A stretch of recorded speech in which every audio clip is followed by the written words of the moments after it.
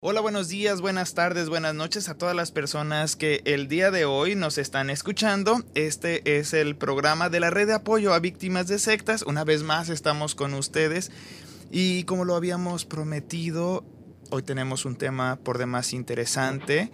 Hoy vamos a estar platicando sobre la sugestión que hay dentro de algunos grupos y les voy a platicar rapidísimo una experiencia que va a servir como introito. Cuando yo estaba pequeño, me acuerdo que asistí a una congregación donde había mucha gente gritando y de repente algo me llamó la atención.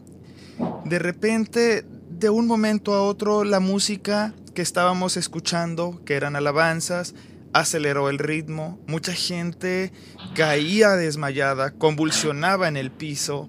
Algunos otros empezaban a hablar en lenguas ininteligibles y otros empezaban a hacer una serie de manifestaciones que yo nunca había visto en ninguna de las iglesias a las que yo había asistido con anterioridad. Eso me dejó por demás impresionado y me dejó impactado, de tal manera que llegué a pensar que estaba en un lugar tocado por la magia, tocado por alguna deidad y eso hizo que yo siguiera asistiendo a justamente esa congregación porque había algo que me llamaba la atención, porque también me servía como catarsis al momento de danzar. Me sentía bien porque sacaba todo el estrés que traía dentro de mí. Justamente de eso vamos a estar platicando. ¿Cómo es que las personas empiezan a hablar en lenguas? ¿Cómo es que algunos grupos sienten sus miembros que levitan, que se elevan, que se trasladan de un punto a otro y pueden ver a otras personas en otros lugares, los que se desprenden del cuerpo? O sea, en muchas congregaciones siempre hay una parte de magia donde las personas creen que en verdad está sucediendo ese tipo de cosas. Pero bueno, para eso tengo a un grupo de expertos. Por supuesto, la tarde de hoy tengo al profesor Pablo Raúl Stinga. Bueno, él es doctor, profesor e investigador de la Universidad de Texas en Austin. Hola, profesor, muy buenas tardes. Buenas tardes, Luisa, muchas gracias. También conmigo se encuentra Mirna García, presidenta de Red de Apoyo Profesional de la Salud Pública, con grado en Ciencias Médicas, consejera psicológica y orientadora. Hola, muy buenas tardes. Muy buenas tardes y gracias nuevamente pues por esta oportunidad que nos brinda, o sea, esta colaboración que nos brinda todo el grupo para podernos comunicar con una linda población de personas a las cuales queremos darle la mano porque estamos a su servicio. Y muchas gracias y saludos a todos. Y también tenemos como invitado especial a un abogado. Él se está comunicando con nosotros desde Colombia. Él es Rafael Aníbal Guerra. Hola, muy buenas tardes también. Buenas tardes a todos. Muchas gracias por esta oportunidad y esperemos que podamos aprender hoy mucho del tema, ¿vale? Pues bueno, ya he dado pie al tema de hoy. Esto, lo que yo comenté al principio, se basa en una experiencia que a mí, cuando yo era un niño, me dejó impactado, me dejó anonadado ver a toda la gente que caía de un lado a otro. Y yo no sentía nada en ese momento, yo solamente sentí sorpresa, muchísima curiosidad. Y hasta llegué a tener un grado de miedo por lo que yo estaba viendo y que yo nunca había visto algo así y que además no tenía alguien con el que yo me sintiera de confianza para poder sentirme como protegido. No había un familiar o un amigo, simplemente yo había llegado ahí por curiosidad. Pero bueno, ¿con quién empezamos a platicar sobre este tema? No sé si alguno de ustedes haya tenido alguna experiencia de este tipo o lo haya visto en los casos que se han investigado. Sí, yo he tenido experiencias, he visto, pero estaba comentando precisamente con Rafael que él realmente me estaba comentando sobre unas experiencias muy interesantes que me gustaría a ver, Rafael, si puedes compartirla, porque creo que para muchos va a ser de gran provecho. Abogado, adelante. Gracias Mirna. Bueno, Ulises hacía referencia a un grupo de corte pentecostal.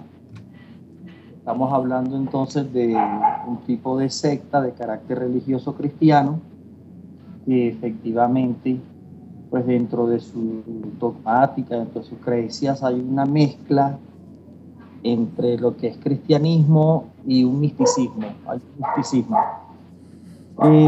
Ese tipo de experiencias de danzar, la expresión que se usa es danzar en el espíritu, de hablar en lenguas espirituales, de tener manifestaciones corporales, físicas, como traída de la irrealidad, son frecuentes en ese tipo de organizaciones, ¿no? Y lo que decía Ulises es cierto. Cuando una persona llega a un sitio de estos y de pronto observa que todos están haciendo lo mismo y el que llega no lo está haciendo, pues tiene que sentirse mal. Y de hecho, pues hasta se induce a la persona a creer que efectivamente por el hecho de no participar de la experiencia que consideran sagrada, que consideran espiritual, esa persona está mal, y lo que le genera a los nuevos miembros, a las nuevas personas que llegan, sentimientos incluso hasta de culpa, de rechazo. Pero no solamente se ve en este tipo de organizaciones, ¿no? Que también hay organizaciones de tipo esotérico, de tipo ocultista, o también se ven o se presentan este tipo de manifestaciones que uno pues dentro de las personas del grupo las consideran normales. El asunto es hasta dónde las personas están realmente percibiendo la realidad como realmente es, porque para ellos esa es su realidad. Sí, qué bueno que traes ese punto, Rafael, porque eso es lo más importante. Sucede que estos líderes sectarios, o porque nos estamos refiriendo al tema que nos interesa, son las sectas destructivas, las que utilizan este tipo de manifestaciones, experiencias sensoriales que tienen las personas para precisamente someterles y manipularles la voluntad, hacerles conseguir que se comporten de la manera que ellos le complazcan. Pues en realidad ellos se valen de esto, de este tipo de experiencia. ¿Por qué? Porque la persona realmente lo está sintiendo, y eso es una realidad. Y es lo que la persona interpreta de la realidad exterior, esté o no esté ocurriendo. Por lo tanto, es tremenda herramienta para conseguir que la persona desarrolle miedo, como bien se ha mencionado, para que desarrolle terror, sumisión, para que desarrolle fe en el líder, en lo que dice el líder, para que el líder se vale de esa experiencia para decir, mira, esto es verdad, esto pasó, es una experiencia real, todo lo que yo digo es verdad, y por lo tanto existe este mundo con esos poderes, y si tú no te sometes y no sigues mis directrices, vas a perder la vida en el infierno, van a venir catástrofes, no te vas a superar, vas a tener pérdidas económicas. Por eso solamente los que realizamos este tipo de oraciones o nos reunimos aquí somos los que realmente estamos haciendo la voluntad de Dios y estamos consiguiendo cumplir con el propósito con el que hemos nacido, porque hay algunos que también se valen, o sea, en este caso estamos hablando de sectas religiosas, son las que incurren en este tipo de técnicas. Específicamente, pues estamos hablando de la inducción de estados alterados de conciencia. Y bueno, existen varias vías y varias maneras, pero ¿alguno de ustedes ha tenido alguna otra experiencia así impactante? De hecho, lo que yo quería comentar es la experiencia que tuve como antropólogo dentro de una comunidad indígena en Xochocotla, Morelos. Sucede que y esto tiene que ver mucho con la parte de la sugestión, por eso es que quiero hablar sobre esta parte, sobre los nahuales. Es decir, aunque propiamente los nahuales vienen de tiempos de prehispánicos, de tiempos de antes de la llegada de los españoles, de la invasión de los europeos a América, la creencia de muchos chamanes era el poder transformarse en un animal. Y la gente creía efectivamente que muchos de estos chamanes podían convertirse en animales y poder hacer así, que eran los que hacían las travesuras o hacían maldades dentro de la comunidad. Sucede que muchos de estos chamanes, lo que pasa con ellos es que al ingerir ciertas plantas que los llevan a estados alterados de conciencia, evidentemente ellos creen que se convierten en animales y efectivamente creen también que pueden salir a hacer ciertas maldades. La gente le adjudica ante hechos naturales, le adjudica algún desastre natural o algo, se lo adjudican a estos chamanes. Entonces, esto que comento, que lo estuve viendo en esa comunidad de Xochocotla, donde estuve con algunos chamanes, es el poder de la sugestión, donde no solamente se sugestionaban los chamanes, que al tener su estado, su trance con plantas, que ellos creían que se convertían en verdad en animales, sino que además estos mitos, estas historias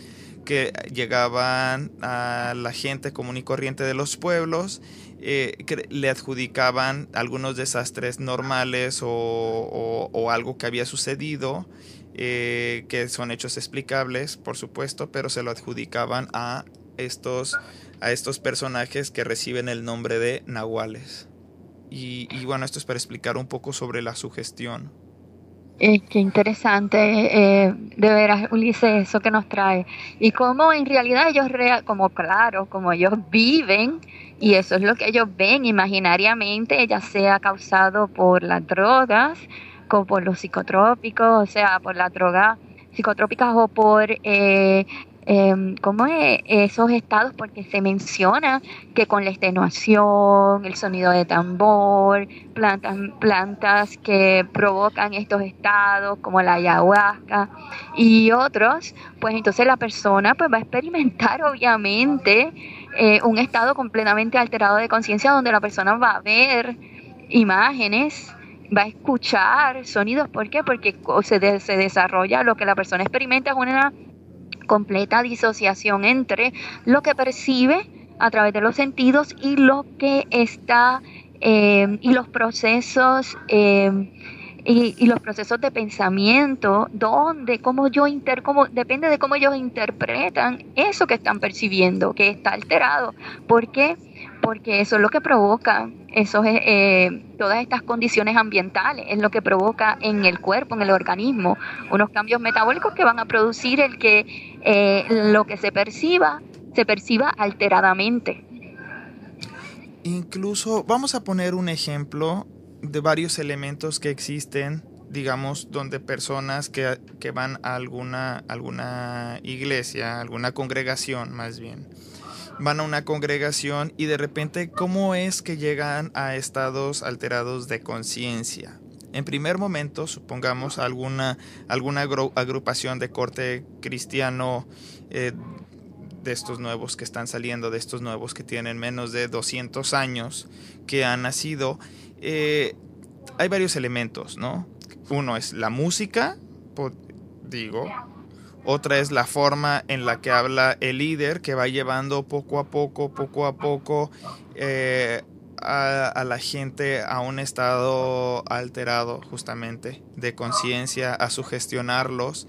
El movimiento de ciertos objetos como banderas con colores, de panderetas, el sonido de tambores, en este caso pues sería la batería, los panderos, y por supuesto los colores, que de repente me recuerda un poco lo que sucede en los raves, ¿no? Donde la gente que escucha música electrónica, al ver tantos colores, también se ve influenciada por estos ritmos musicales.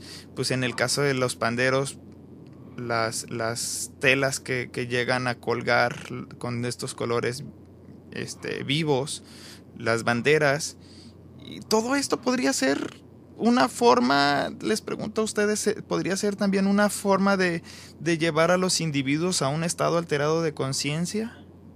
Claro, porque se sobreactivan precisamente todas las vías de captación de información sensorial a nivel del cerebro. Entonces, cuando hay una sobreactivación en todas estas áreas de la corteza cerebral, la sensoriomotora, sobre todo la sensorial, ¿no? Las áreas de asociativa, pues entonces obviamente pues se da anímicamente a la persona, y también con el sonido de tambor, con las emociones de las personas. ¿Y por qué con el sonido del tambor? Voy a entrar en algo muy interesante. Sucede que hay varios estudios que se han hecho científicos donde hoy día se sabe, por ejemplo, se sabe que emitiendo, sucede que nosotros escuchamos sonidos a específica frecuencia, ¿verdad? Podemos escuchar sonidos de entre 20 Hz a 20.000 Hz. Por debajo de 20 Hz no los escuchamos y son infrasonidos, y los otros son ultrasonidos cuando son por encima de 20.000 Hz. ¿Okay? Eso no los escuchamos, pero la realidad es que el sonido se escucha, lo que escuchamos, esos hertz que escuchamos son frecuencias que registran la vibración del aire. Entonces, ¿cuánto vibra el aire? Eso es la frecuencia. Bueno, pues la cuestión es que el sonido de tambor va a una frecuencia específica, y si se consigue crear una frecuencia que vaya a tono, o sea, como te digo, la manera en que nosotros percibimos los sonidos, va a tratar el cerebro de captarlo y llevar esa información en la misma frecuencia. Sucede que nosotros, la información que nosotros captamos del exterior es transmitida también a una velocidad oscilatoria según una frecuencia, y por eso existen unas frecuencias más altas en la manera en que transmitimos la información en el cerebro y una frecuencia más baja. Se habla de la frecuencia delta, de la frecuencia zeta, de la frecuencia alfa, beta y gamma. Cuando nosotros es necesario para lograr esa sugestión y esa hipnosis que la persona entre en una especie de frecuencia alfa, por lo menos.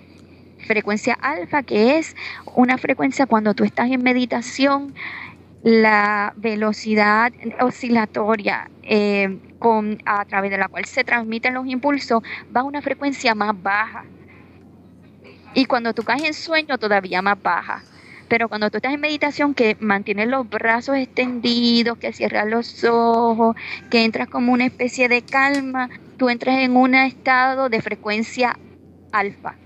Bueno, el sonido del tambor se emite en una frecuencia, se trata de emitir en una frecuencia donde tú entres en un estado tipo alfa. Entonces la persona, por eso lo que hace estos sonidos es que pueden lograr, más bien sirven como más bien como refuerzos con otro tipo de estímulos del ambiente que se utilizan para lograr que la persona entre en unos estados alterados de conciencia. O sea, ¿por qué? Porque de esta manera va de una frecuencia a otra. Y si, como bien dije, para tú entrar en sugestión, tú necesitas estar por lo menos en alfa. Tú no puedes estar alerta.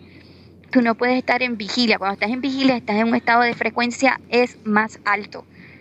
Cuando tú estás en vigilia, por eso se han hecho varios estudios donde se puede lograr a través de la sugestión llevar a la persona a un estado de sugestión.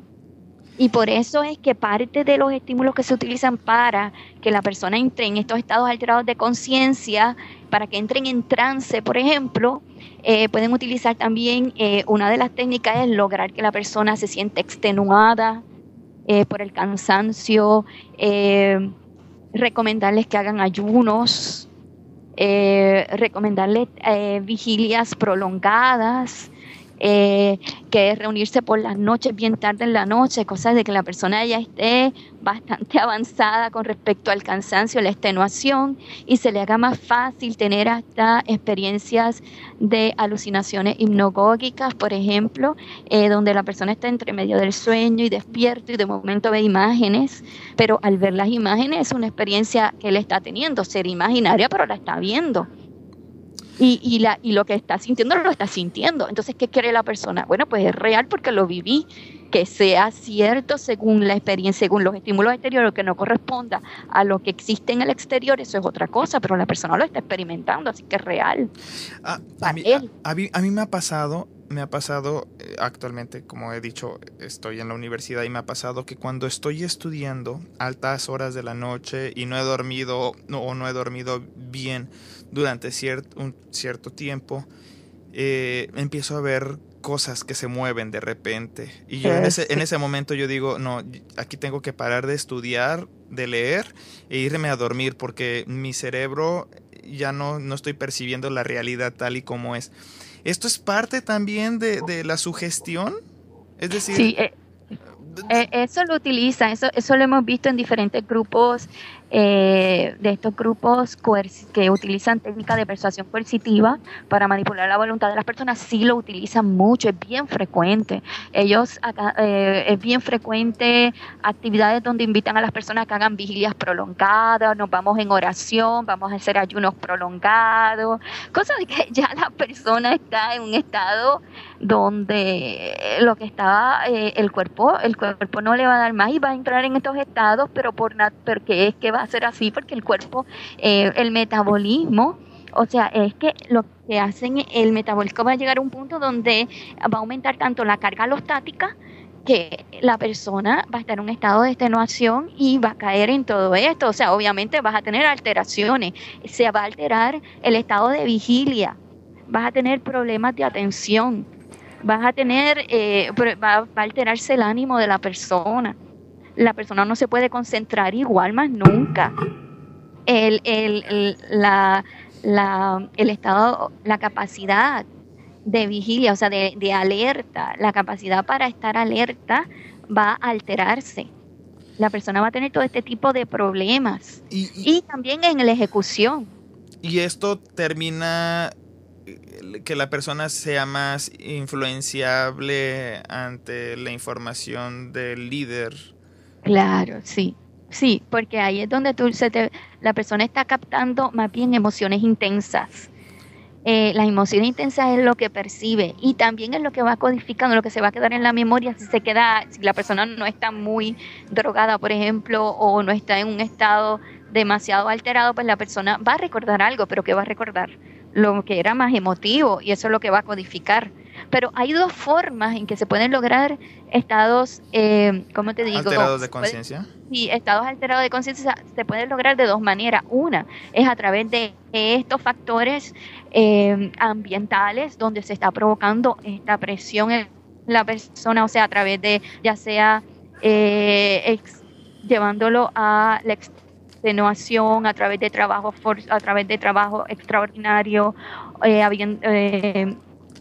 también llevándolo, exponiéndolo a una vigilia bien prolongada, o a través de drogas, ¿no? O drogas psicotrópicas o cualquier sustancia alucinante, pero eso es en algunas no lo utilizan, no hace falta las sustancias alucinantes, pero también hay otra manera, y es cuando se le sugestiona a la persona.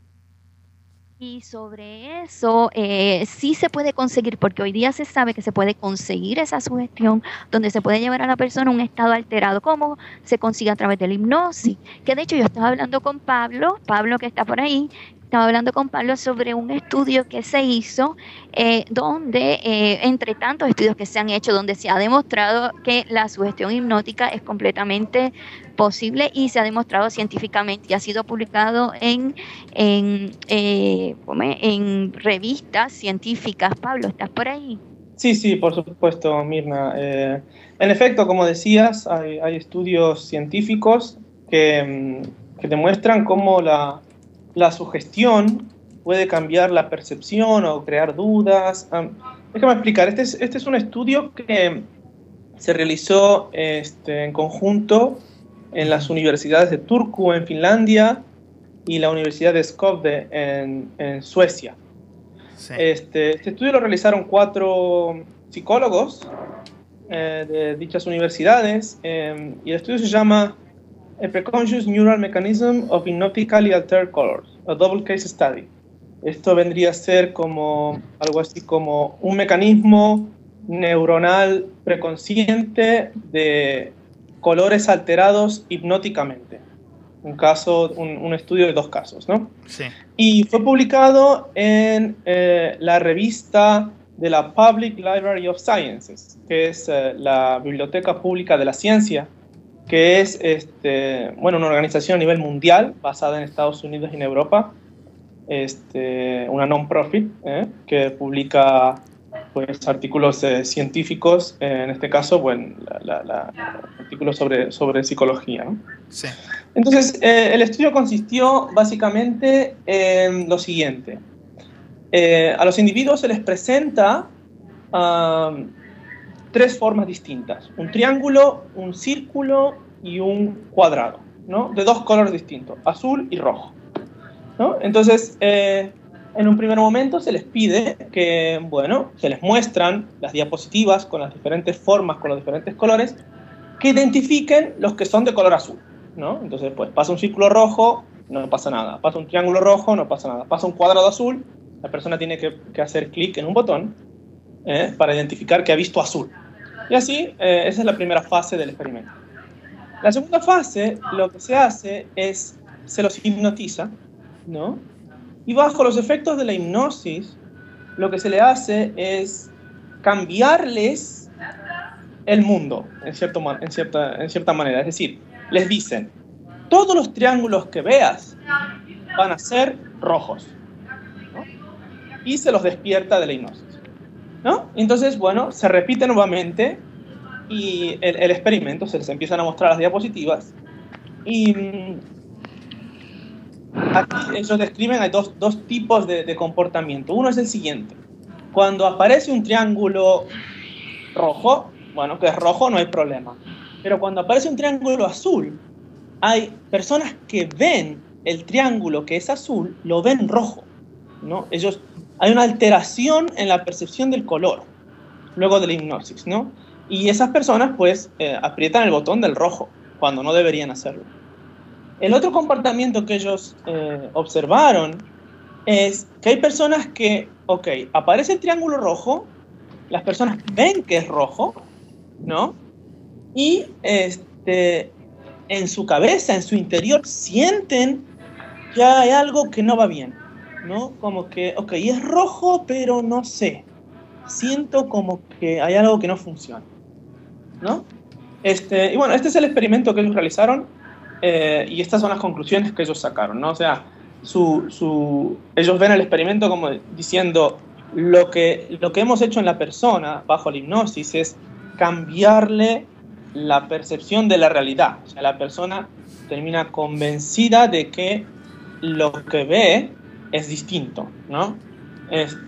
Bueno, y entonces, ¿qué conclusión sacamos de aquí con respecto a las cestas destructivas, a los grupos destructivos de la personalidad, a los grupos coercitivos?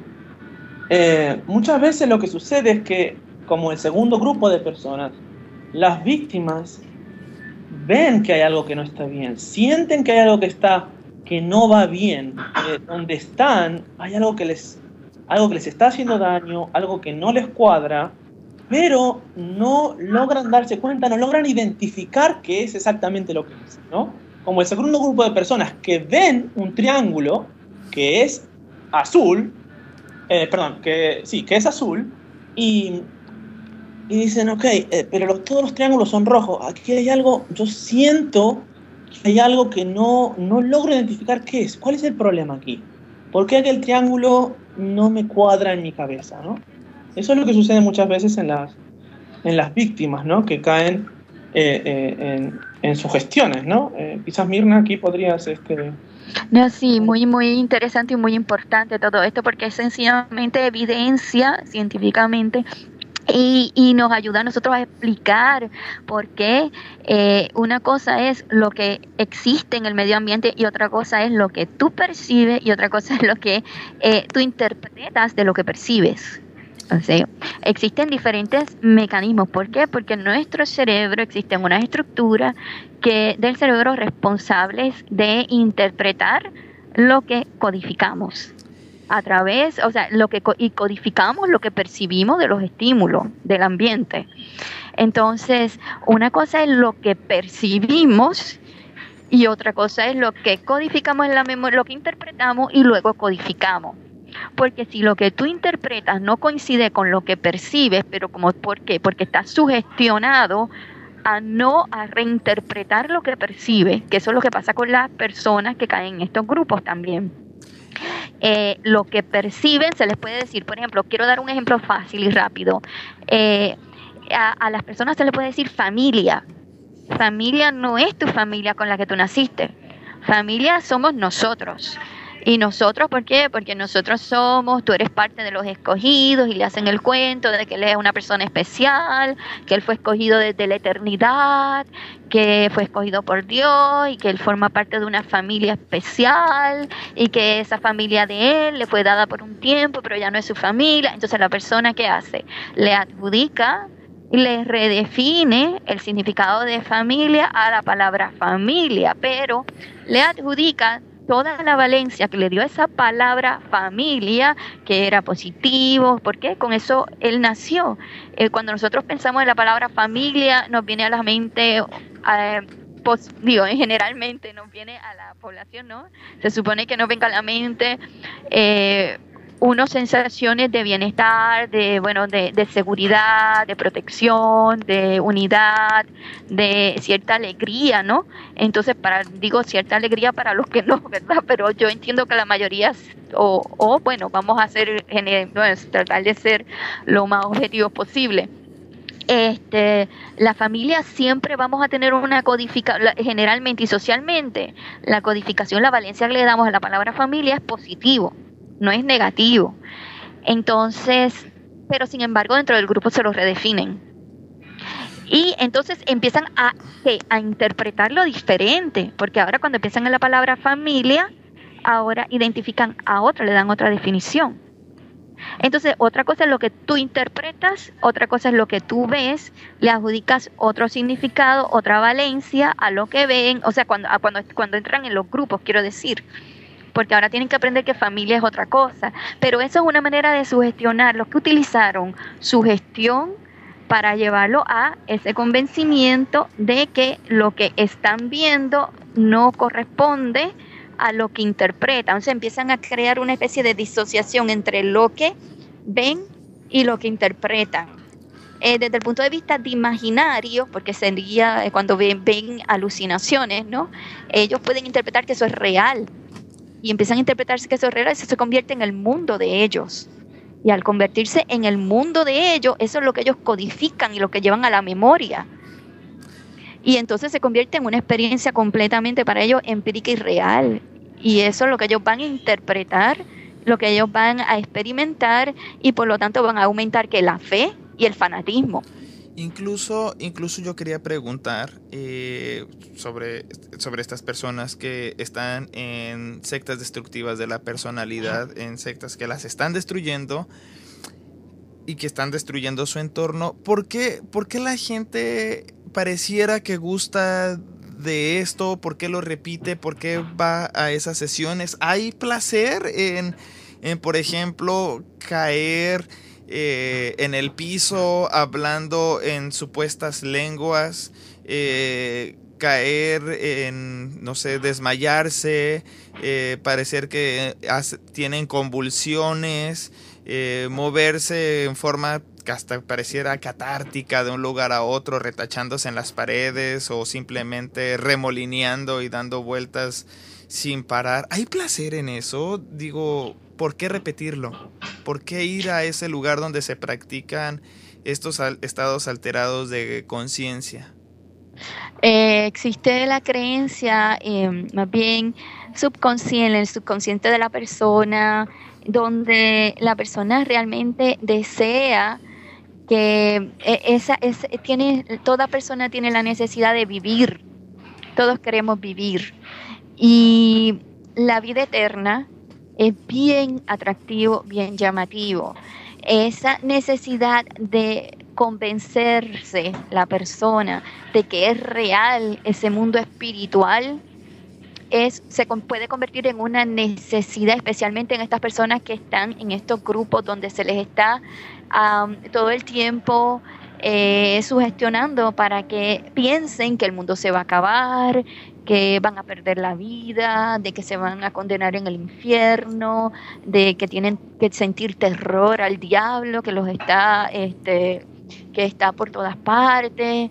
Inclusive yo me acuerdo de uno de estos grupos que de hecho donde hacían guerras espirituales y ellos iban como marchando así como en indios alrededor, y ellos imaginaban tener espadas y decían con espadas y hablando ellos, cada cual ¿verdad? Ellos imaginando que están hablando en lenguas, pero nadie entiende lo que dice el otro realmente, pero ellos imaginan que sí entienden, y se ponían y como si fueran indios así marchando alrededor y con espadas y con una gritería tremenda, pero porque ¿por qué se sentían motivados a eso? Una, porque todo el grupo lo estaba haciendo, la presión grupal, un factor.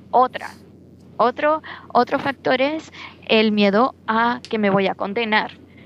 Otro factor, que ellos tenían que levantar esa batalla en contra del demonio, y siempre pensaban en una persona. Podían identificar un artista de televisión y decían, hay que luchar contra esta persona, y hay que levantar todas estas oraciones para combatir al diablo, que es esta persona. Pero de esa manera los va acostumbrando el líder sectario para que ellos se acostumbren a identificar al diablo como un ser humano.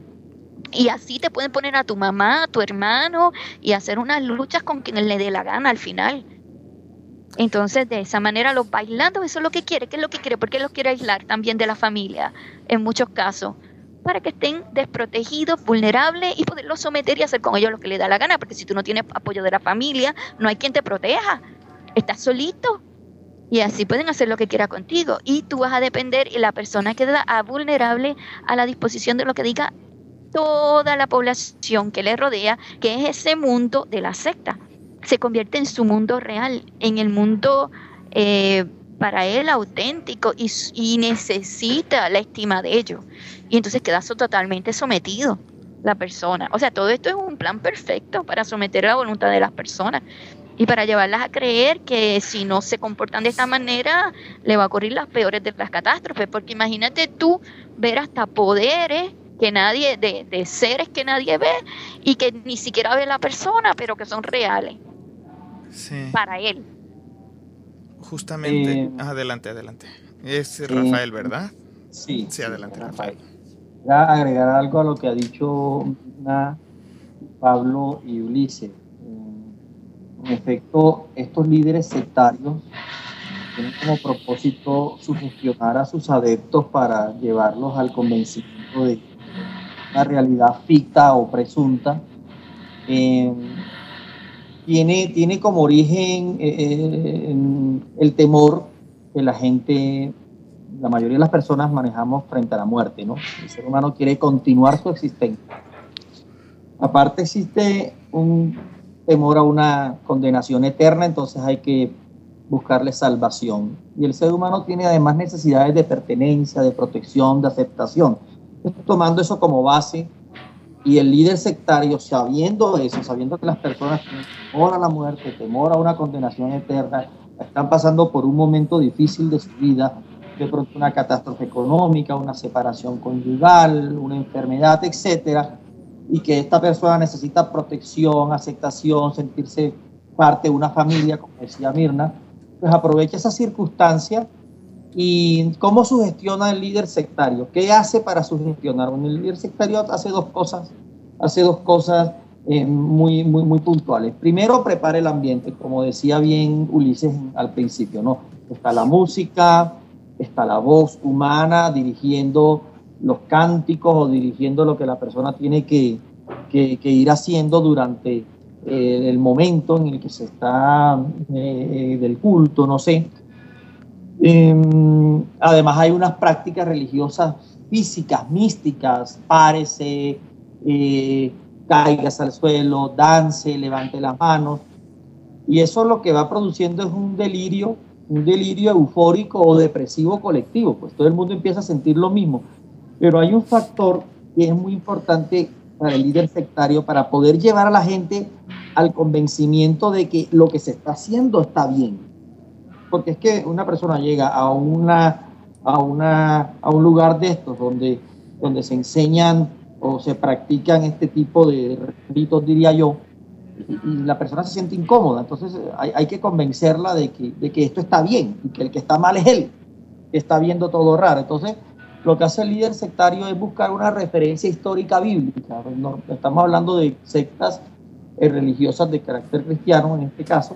Busca una referencia histórica bíblica que trae a la actualidad.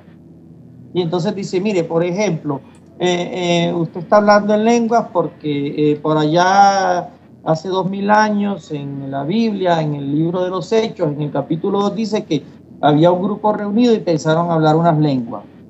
Entonces, como eso ocurrió en ese entonces, bueno, eso también es posible ahora y usted no entiende lo que dice el otro porque es que son unas lenguas espirituales. Realmente es una jeringonza, porque en última nadie le entiende. Pero lo que hacen es no solamente traer a la actualidad una referencia histórica, de pronto que se encuentre en un libro que se considere sagrado, para justificar o para demostrar que lo que se está haciendo está bien, sino que además, como decía Mirna, redefinen los conceptos. Entonces, si uno suma todas estas cosas, si uno suma que el líder sectario conoce los temores y las necesidades básicas del ser humano, prepara un ambiente, convence a través de referencias históricas y redefine conceptos, pues la persona fácilmente va a ser sugestionada, porque pues quien llega a un sitio de estos normalmente carece del conocimiento histórico, científico, bíblico, no sé, cultural, y al desconocer todo esto, pues el líder sectario lo aprovecha. Sí, y es importante también, eso es muy, muy importante todo lo que has dicho, Rafael, pero sobre todo también quisiera hacer hincapié de que por qué acuden a la Biblia específicamente estos grupos religiosos o al grupo al libro sagrado de la religión que sea, ¿no? En este caso cristiano nos estamos refiriendo pues a la Biblia. ¿Por qué? Porque la Biblia y el libro sagrado representa el código de ética moral del individuo, lo que le dirige la conducta y el comportamiento. Todas las personas que son religiosas, que son cristianas, o que pertenecen, o sea, que profesan una fe, ellos se basan en un libro, en un código de ética, y ese es el que les dirige, les dice lo que está bien y lo que está mal. Por eso el líder sectario tiene que acudir a ese libro y lo tiene que utilizar y manejar a su manera. Y si tienen que modificarlo, lo modifican y crean otro, lo modifican y lo alteran. Quería hacer ese hincapié porque es bien importante. Es por eso que de repente en algunas agrupaciones tienen, por ejemplo, en el caso de grupos cristianos o de corte cristiano más bien, tienen libros que son, por ejemplo, la Biblia, y aparte tienen los libros que tienen el mismo valor pero escritos por el fundador o por alguno de los, entre comillas, profetas de estas agrupaciones, ¿verdad? Sí. Un ejemplo de lo que nos dice, lo vemos pero no sé si puedas mencionar nombres, pero sí conozco 3 grupos de corte cristiano que se consideran dentro del cristianismo como tal. Desde el punto de vista sociológico, antropológico, se consideran sectas.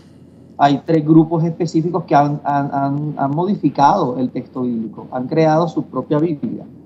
Y hay 3 grupos específicos que han tomado el texto, los textos originales, y los han traducido pues a su acomodo para poder soportar su su tesis, ¿no? También, digamos, los grupos de corte ocultista o de la New Age también, hablando en el caso de la New Age, que mezclan perfectamente el cristianismo con otras doctrinas, pues también orientales, como puede ser, mezclan cristianismo con hinduismo, cristianismo con yoga tal vez, ¿no? Que lo vimos en ciertas agrupaciones, y que hubo un caso que nosotros estuvimos siguiendo, que era, por ejemplo, este grupo Icha, que al cual yo lo seguí porque tienen pues ciertos señalamientos de personas que pidieron ayuda. Y justamente la parte de la sugestión era muy importante, ¿verdad? Era la parte donde ellos creían llegar a ciertos estados de iluminación. Y justamente los adeptos veían al líder como un miembro al que tenían, o un punto al que tenían que llegar ellos para también poder ser iluminados. Pero al final de cuentas terminaron en una situación de pérdida de dinero, con varios daños, no solamente psicológicos, sino también hasta físicos.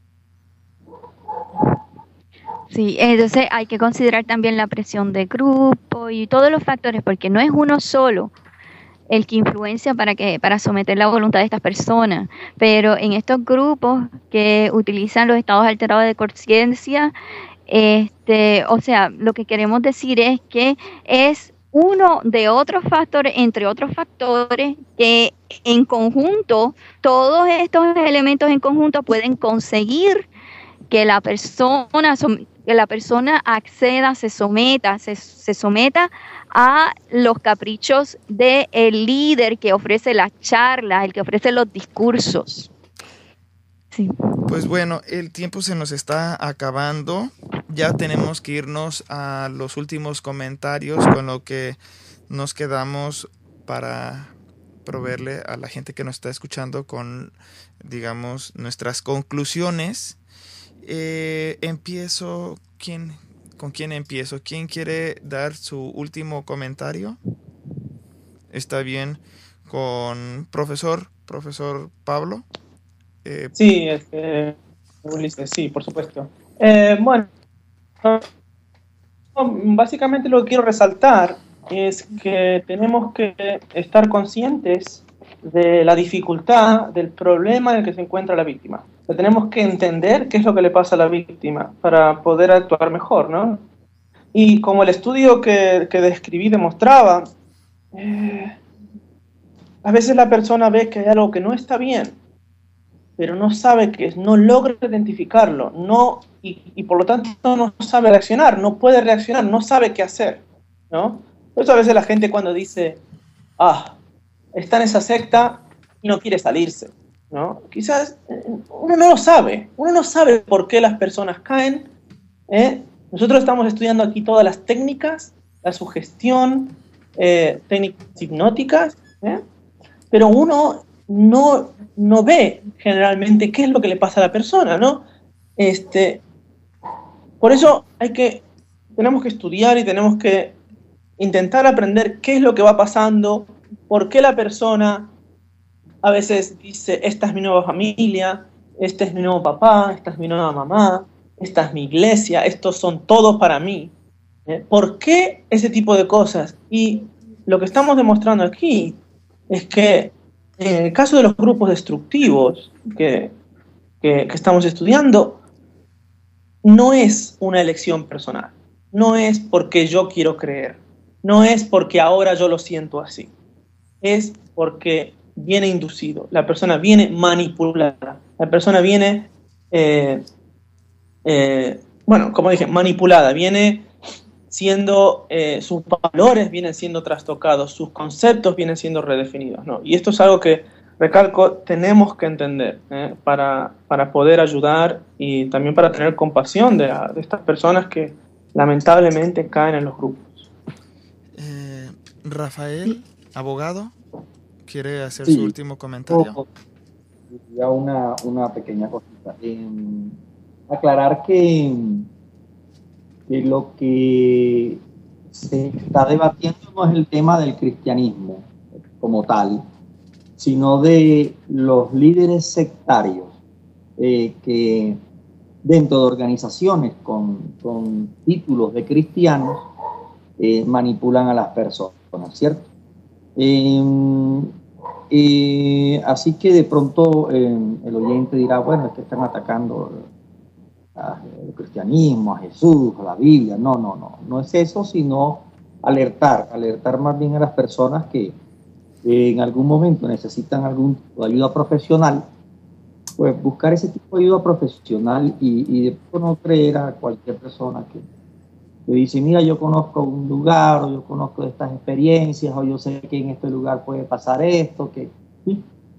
Porque una cuestión es fe y la espiritualidad del ser humano, y otra es la vida mística, la vida esotérica, religiosa. Son dos cosas diferentes. Entonces, de pronto, como hacer esa pequeña claridad y bueno, hasta un próximo programa. Muchas gracias.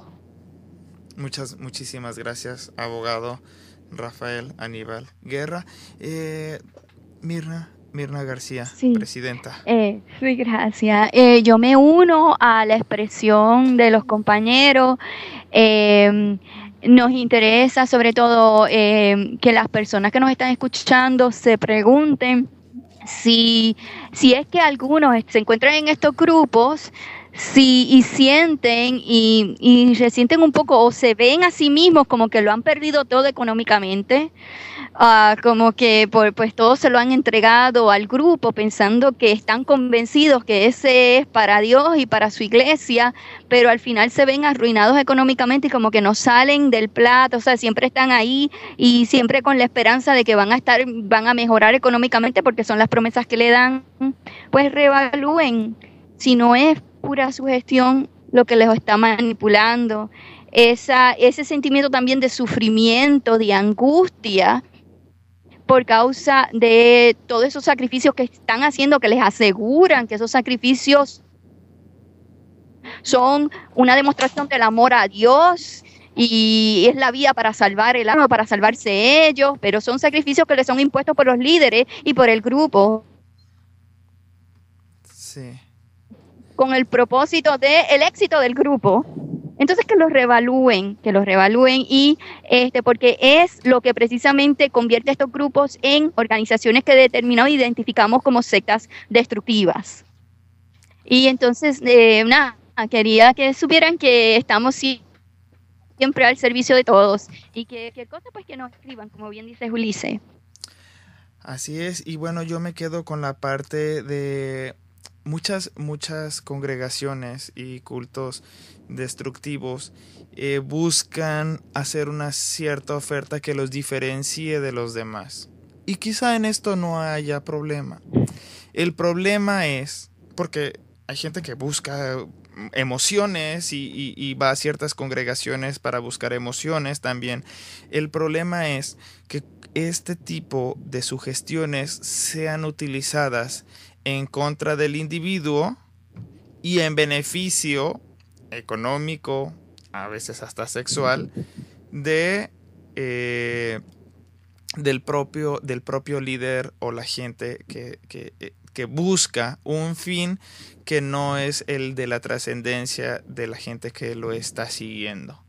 Ahí el problema desde esta perspectiva. Y con esto es con lo que yo me despido. Recuerden que se pueden comunicar con nosotros. Tenemos un espacio que se llama en facebook.com/víctimas sectas. También tenemos página web www.victimasectas.com, o también tenemos un teléfono 908-379-8081 en los Estados Unidos, pero preferentemente pueden comunicarse con nosotros a través de Víctimas Sectas en Facebook. Es así como nos pueden encontrar. Recuerden que nosotros somos miembros de la red de apoyo a víctimas de